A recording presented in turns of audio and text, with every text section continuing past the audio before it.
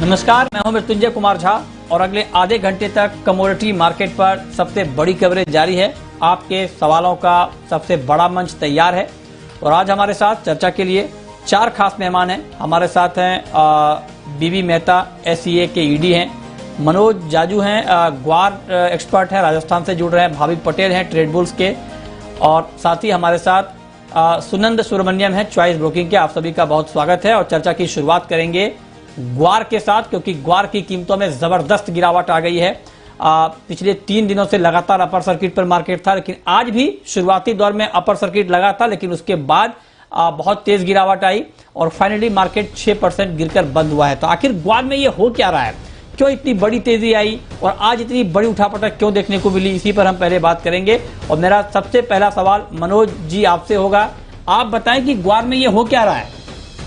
देखिए मृत्युंजय जी, मेरे इस वर्ष क्या है कि कमजोर मानसून ने नहरों में पानी की कमी से देश में ग्वार की सोइंग काफी जगह कमजोर रही है और इस वर्ष ग्वार उत्पादन मेरे आंकलन से 40 से 45 लाख बोरी का रहना चाहिए, जबकि पिछले साल यह उत्पादन 75 से 80 लाख बोरी का था। इसका मतलब इस वर्ष ग्वार की क्रॉप पिछले साल से लगभग आधा ही रहेगी। बाजार की तेजी नहीं टिकने का मुख्य कारण ग्वार गम का भारी भरकम carry over stock.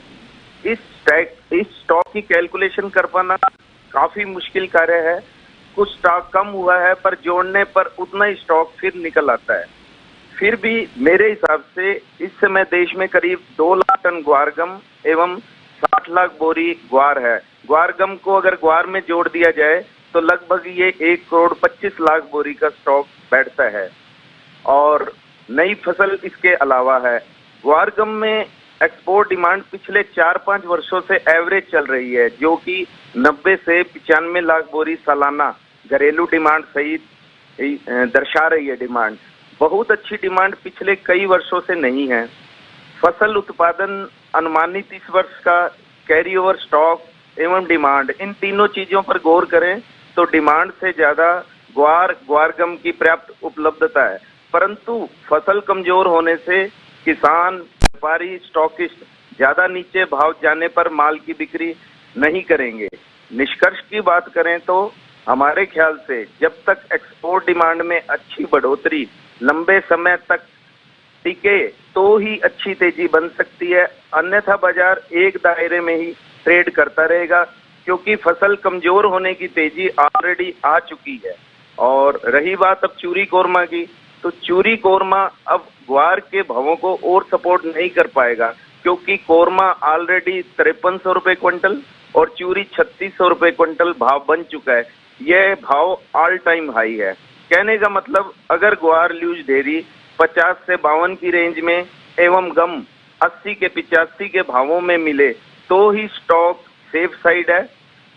Otherwise stock करने में ऊंचे भाव में स्टॉक करने से नुकसान होने का भी खतरा बना रहेगा और अच्छे भावों पर स्टॉक रिलीज करते ही रहना चाहिए, क्योंकि भारी भरकम कैरी ओवर स्टॉक से बाजार पर दबाव हमेशा रहेगा, क्योंकि स्टॉकिस्ट काफी वर्षों से पैनिक है, उसने कई वर्षों से स्टॉक कर रखा है।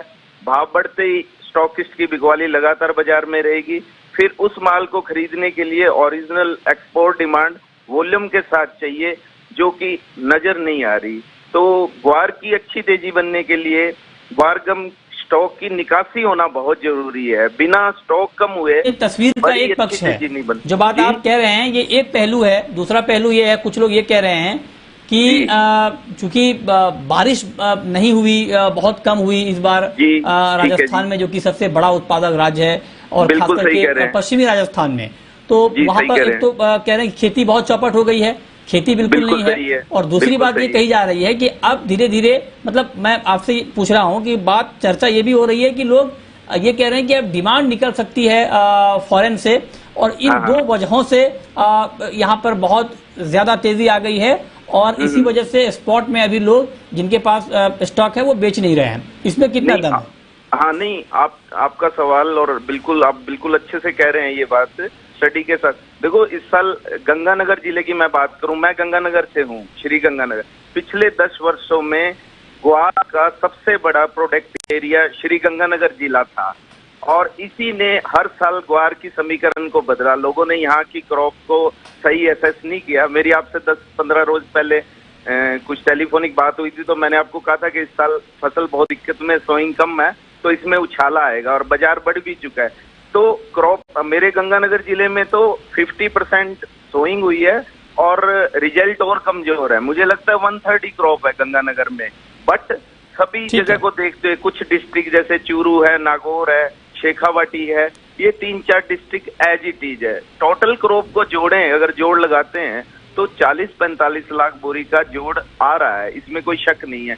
और पुराने स्टॉक के बारे में कोई चैलेंज नहीं है। मैंने पिछली दफा भी ग्वार सेमिनार में ये बात कही थी कि स्टॉक बहुत बड़ा है और वही तकलीफ दे रहा है। डिमांड अभी तक उस वॉल्यूम के साथ नहीं आ रही जो चाहिए। तो 90 से 95 लाख 1.25 का स्टॉक, 40 की भी आप क्रॉप लगाओगे तो 1.65, तो वो बैलेंस बनता है। तो बड़ी मंदी को तो रोकेगा क्योंकि स्टॉकिस्ट नहीं बेचेंगे माल को। तो मतलब आप ये कह रहे हैं कि जो तेजी ग्वार में अभी आई है पिछले कुछ दिनों में, ये फंडामेंटल के खिलाफ है।